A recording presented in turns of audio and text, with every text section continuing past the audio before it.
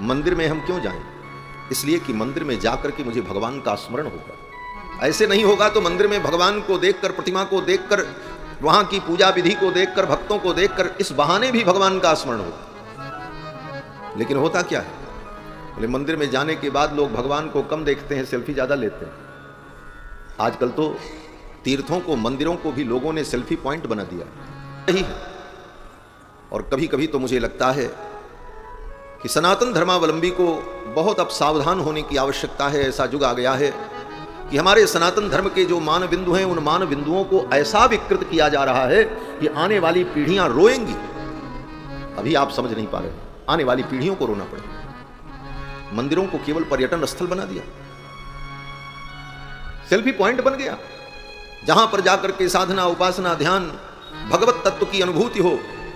विकास के नाम पर सनातन की उन परंपराओं का विनाश कर दिया। बहुत कड़वा सच है बंधुओं। मंदिर में जाकर के हमें पवित्रता की अनुभूति हो, शुचिता की अनुभूति हो, अभेद की अनुभूति हो, भेद की अनुभूति न हो। लेकिन वहां जाने पर भी भक्तों को भेद की अनुभूति होती। वीआईपी लोगों के लिए, वीवीआईपी लोगों के लिए विशेष रास्ते से ला करके दर्शन कराया जाएगा। सामान्य जनता जाएगी तो उसको धक्का दे दिया जाएगा, लाइन से आओ। यह भेद, जहां हम अभेद का अनुभव करने के लिए जा रहे हैं, एकमेवाद्वितीयम, एकमेव परमात्म तत्व है और वो सबके लिए है, वहां जाने के बाद भी ये भेदभाव। जिसने बड़ी रसीद कटाई वो मंदिर के गर्भगृह तक जाकर के स्पर्श करके स्पर्श दर्शन करेगा, और जो गरीब है वो 100 फीट की दूरी से वहीं से भगवान को देख ले, तब तक पुलिस कहेगी चलो हटो हटो, आगे बढ़ो। यह भेद मंदिरों में। बंधुओं, मंदिर में जाने का उद्देश्य यही है कि वहां भी जाकर के हमें भगवान की अनुभूति हो। ऐसी परिस्थिति में किस व्यक्ति को भगवान की अनुभूति होगी, हमें बताओ। जो वीवीआईपी जाते हैं उनको भी भगवान की अनुभूति नहीं होगी। वो तो अपना प्रोटोकॉल देख करके बड़े गर्वित होकर के जाते हैं, सब हमको देख रहे हैं, हम वीआईपी हैं, विशेष हैं। धिक्कार है तुमको। मंदिर में जाओ तो दास बन करके जाओ। मंदिर में जाओ तो अपना सारा प्रोटोकॉल छोड़ दो। भगवान के सामने तुम्हारा क्या प्रोटोकॉल?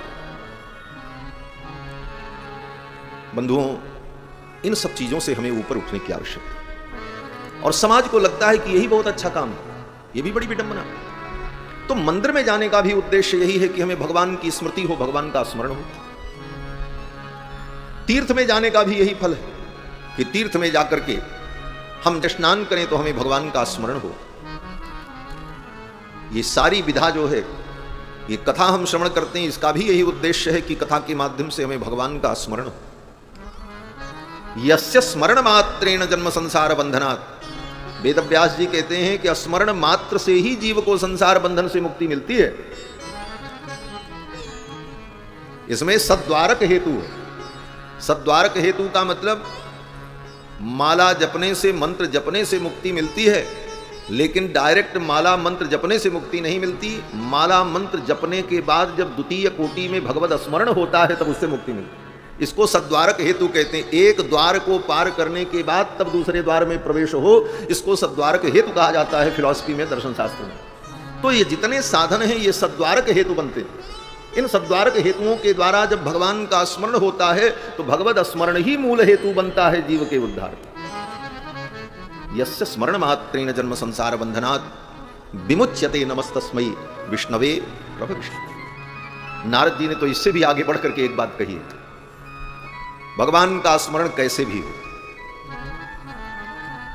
स्मरण होगा तभी कल्याण होगा। नारद जी ने कहा भक्ति से, प्रेम से तीर्थ में जाकर माला जप करके भगवान का स्मरण हो तब भी कल्याण होगा।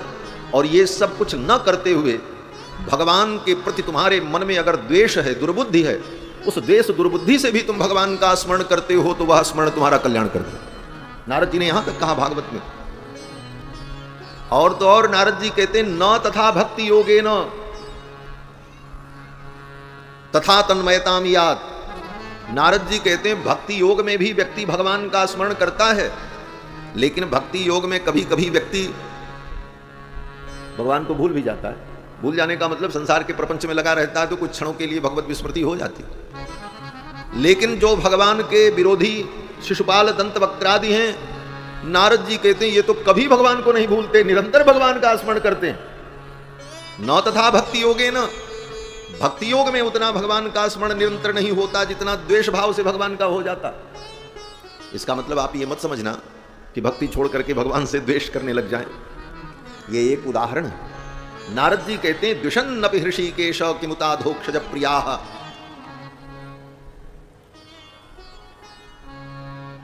जब रासलीला का वर्णन किया सुखदेव जी ने तो राजा परीक्षित के मन में थोड़ा संदेह हुआ। तो सुखदेव जी ने संदेह का निराकरण करते हुए कहा, देखो राजन, जब भगवान से द्वेष करने वाला भगवान का स्मरण करता है और उसका कल्याण हो जाता है, द्विषन्नपि हृषिकेश, तो किमुताधोक्षज प्रियाः, ये तो ब्रज की गोपियां हैं जो भगवान से प्रेम करती। भगवान से द्वेष भी करते हुए अगर कोई स्मरण करे तो उसका भी परम कल्याण हो जाता है। तो मूल रूप से भगवत स्मरण ही जीव के कल्याण का मूल हेतु बनता है। यस्य स्मरण मात्रेण जन्म संसार बंधन। तो ये सारे साधन इसीलिए हैं कि हम बार बार भगवान का स्मरण करते रहें और बार बार भगवान को हम याद करते रहें। और कथा हमें भगवान की स्मृति में डुबो देती है, भगवान के भाव, और भगवान के भाव में हम कथा के माध्यम से डूब जाएं, यही भव सागर से डूबने से बचने का उपाय है। भव सागर में हम न डूबें, इसका उपाय क्या है? बोले भाव के सागर में डूब जाओ। भव सागर में डूबने से बचना चाहते हो तो भाव के सागर में डूब जाओ। ये भगवान की कथा आपको भाव के सागर में डुबो देती है।